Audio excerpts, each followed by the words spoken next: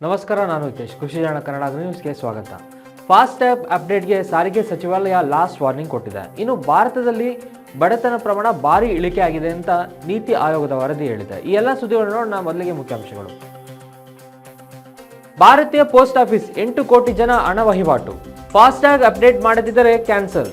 ಮುಂದಿನ ತಿಂಗಳು ರಾಜ್ಯ ಬಜೆಟ್ ಮಂಡನೆ. ಭಾರತದಲ್ಲಿ ಬಡತನ ಪ್ರಮಾಣ ಭಾರಿ ಇಳಿಕೆ, ನೀತಿ ಆಯೋಗದ ವರದಿ. ರಾಜ್ಯದ ಹವಾಮಾನ ವರದಿ. ದೆಹಲಿ, ಪಂಜಾಬ್ನಲ್ಲಿ ಭಾರೀ ಚಳಿ, ಶಾಲಾ ಕಾಲೇಜುಗಳಿಗೆ ರಜೆ ಘೋಷಣೆ. ಸುದ್ದಿಗಳ ವಿವರ ಈ ರೀತಿ ಇದೆ. ಆಧುನಿಕ ಆಪ್ ಹಾಗೂ ತಂತ್ರಜ್ಞಾನಗಳು ಅಭಿವೃದ್ಧಿಯಾದರೂ ಜನ ಭಾರತೀಯ ಪೋಸ್ಟ್ ಆಫೀಸ್ ಅನ್ನು ಬಳಸುವುದು ಕಡಿಮೆಯಾಗಿಲ್ಲ. ಭಾರತೀಯ ಪೋಸ್ಟ್ ಆಫೀಸ್ ಅಂಚೆ ಪಾವತಿ ಬ್ಯಾಂಕ್ ಎಲ್ಲರನ್ನೂ ಒಳಗೊಳ್ಳುವ ಹಣಕಾಸು ಸೇವೆ ನೀಡುತ್ತಿದೆ. ಇದರಿಂದ 8 ಕೋಟಿಗೂ ಹೆಚ್ಚು ಗ್ರಾಹಕರನ್ನು ನೋಂದಣಿ ಮಾಡಿಕೊಳ್ಳುವಂತಾಗಿದೆ ಎಂದು ಸಂಪರ್ಕ ಖಾತೆ ಸಚಿವಾಲಯ ತಿಳಿಸಿದೆ. ಫಾಸ್ಟ್ಯಾಗ್ಗಳಿಗೆ ಸಂಬಂಧಿಸಿದಂತೆ ಕೇಂದ್ರ ಸಾರಿಗೆ ಸಚಿವಾಲಯವು ಬಿಗ್ ಅಪ್ಡೇಟ್ಸ್ ಒಂದನ್ನು ನೀಡಿದೆ.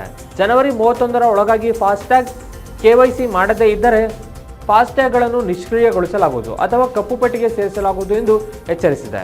ಈಗಾಗಲೇ ನಿಮ್ಮ ಫಾಸ್ಟ್ಯಾಗ್ನಲ್ಲಿ ಹಣ ಜಮೆ ಇದ್ದರೂ ಸಹ ಕೆವೈಸಿ ಮಾಡುವುದು ಕಡ್ಡಾಯವಾಗಿದೆ. ವಾಹನ ಬಳಸುವವರು ಒಂದು ವಾಹನಕ್ಕೆ ಒಂದೇ ಫಾಸ್ಟ್ಯಾಗ್ ಬಳಸಬೇಕು ಎಂದು ರಸ್ತೆ ಸಾರಿಗೆ ಸಚಿವಾಲಯ ಸೂಚಿಸಿದೆ.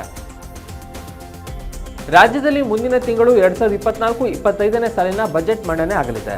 ಈ ವರ್ಷ ಮಾರ್ಚ್ ಮೊದಲ ವಾರದೊಳಗೆ ಲೋಕಸಭಾ ಚುನಾವಣೆಗೆ ನೀತಿ ಸಂಹಿತೆ ಘೋಷಣೆಯಾಗುವ ಸಾಧ್ಯತೆ ಇರುವುದರಿಂದ ಫೆಬ್ರವರಿಯಲ್ಲೇ ಬಜೆಟ್ ಮಂಡಿಸಲಾಗುವುದು ಎಂದು ಮುಖ್ಯಮಂತ್ರಿ ಸಿದ್ದರಾಮಯ್ಯ ತಿಳಿಸಿದ್ದಾರೆ. ಭಾರತದಲ್ಲಿನ ಬಡತನದ ಬಗ್ಗೆ ನೀತಿ ಆಯೋಗವು ಅಚ್ಚರಿಯ ಮಾಹಿತಿಯೊಂದನ್ನು ನೀಡಿದೆ. ಕಳೆದ 9 ವರ್ಷಗಳ ಅವಧಿಯಲ್ಲಿ ಭಾರತದಲ್ಲಿ ಅಂದಾಜು 25 ಕೋಟಿಗೂ ಹೆಚ್ಚು ಜನ ಬಡತನದಿಂದ ಹೊರಬಂದಿದ್ದಾರೆ ಎಂದಿದೆ ನೀತಿ ಆಯೋಗದ ವರದಿ. ಈ ವರದಿಯ ಪ್ರಕಾರ ಕಳೆದ 9 ವರ್ಷಗಳಲ್ಲಿ ಬಡತನವು 29%ರಿಂದ 11%ಕ್ಕೆ ಇಳಿಕೆ ಕಂಡಿದೆ. ಇನ್ನು ಉತ್ತರ ಪ್ರದೇಶದಲ್ಲಿ ಬಡತನ ಪ್ರಮಾಣವು ಅತಿ ಹೆಚ್ಚು ಇಳಿಕೆಯಾಗಿದೆ. ಉತ್ತರ ಪ್ರದೇಶದಲ್ಲಿ ಸುಮಾರು 6 ಕೋಟಿ ಜನರು ಬಡತನದಿಂದ ಹೊರಬಂದಿದ್ದಾರೆ. ಇನ್ನು ಬಿಹಾರ, ಮಧ್ಯಪ್ರದೇಶ ಮತ್ತು ರಾಜಸ್ಥಾನದಲ್ಲೂ ಬಡತನ ಇಳಿಕೆ ಕಂಡಿದೆ. ಭಾರತದಲ್ಲಿ ಬಡತನವು ಶೀಘ್ರದಲ್ಲೇ 10%ಕ್ಕೆ ಇಳಿಯಲಿದೆ ಎಂದು ನೀತಿ ಆಯೋಗದ ವರದಿ ಉಲ್ಲೇಖಿಸಿದೆ. ರಾಜ್ಯದಲ್ಲಿ ಮಳೆಯ ಮುನ್ಸೂಚನೆ ಇಲ್ಲ. ರಾಜ್ಯದ ವಿವಿಧೆಡೆ ಚಳಿ ವಾತಾವರಣ ಮುಂದುವರೆದಿದೆ. ಉಳಿದಂತೆ ಬಹುತೇಕ ಪ್ರದೇಶದಲ್ಲಿ ಒಣ ಹವೆ ಮುಂದುವರೆದಿದೆ. ಮುಂದಿನ 24 ಗಂಟೆ ಅವಧಿಯಲ್ಲಿ ಗರಿಷ್ಠ ಉಷ್ಣಾಂಶವು 29 ಮತ್ತು ಕನಿಷ್ಠ ಉಷ್ಣಾಂಶವು 16 ಡಿಗ್ರಿ ಸೆಲ್ಸಿಯಸ್ ಇರಲಿದೆ.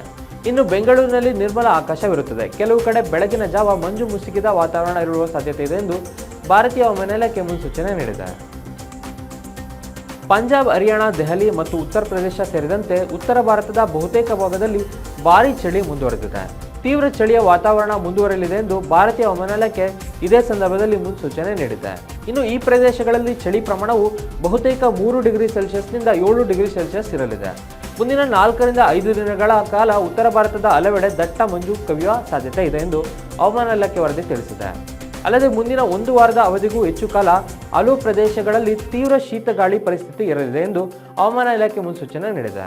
ಇನ್ನು ತೀವ್ರ ಚಳಿ ವಾತಾವರಣ ಇರುವ ಹಿನ್ನೆಲೆಯಲ್ಲಿ ಉತ್ತರ ಭಾರತದ ವಿವಿಧೆಡೆ ಶಾಲಾ ಕಾಲೇಜುಗಳಿಗೆ ರಜೆ ಘೋಷಿಸಲಾಗಿತ್ತು. ಇದು ಇಂದಿನ ಪ್ರಮುಖ ಸುದ್ದಿಗಳು. ನಿರಂತರ ಸುದ್ದಿಗಾಗಿ ಕೃಷಿ ಜಾಣ ಕನ್ನಡ ನೋಡಿ. ಧನ್ಯವಾದ.